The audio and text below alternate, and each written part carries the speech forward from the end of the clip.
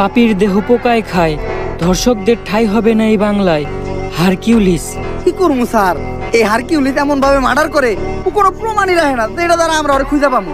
কিন্তু স্যার আমার কাছে একটা বুদ্ধি আছে, যেটা দ্বারা আমরা হারকিউলিসের একেবারে হাতে নাতে ধরতে পারবো। এই শহরের সব ধর্ষক করে এক জায়গায় করেন, হারকিউলিস ওগরে মারার লেগা অবশ্যই আইব। তখনই আমরা হারকিউলিসে ধইরালাম আর ও মারাটা খাইব। বরবাদ, তোর কথা মতো এই শহরের সব দর্শক করে নিয়ে আইছি। স্যার ওগরে বাইরে রাখাটা সেফ না, হারকিউলিস যে কোনো সময় ওগো উপরে হামলা করতে পারে। এক এক করে ওগো সবাই পিসের গোডাউনে ঢুকানোর ব্যবস্থা করেন। স্যার বাইরে তো আমরা আছি, ওখানে ভিতর থেকে সেফটি দেওয়ার লেগেও কাউরে দরকার নাই, তোরা বাইরে পাহারা দে, আমি ভিতরে ব্যাপারটা দেখতাছি। স্যার শেষবারের মতো একটা কথা শুনে রাখেন, পাপীর দেহ পোকায় খায়, ধর্ষকদের ঠাঁই হবে না এই বাংলায়।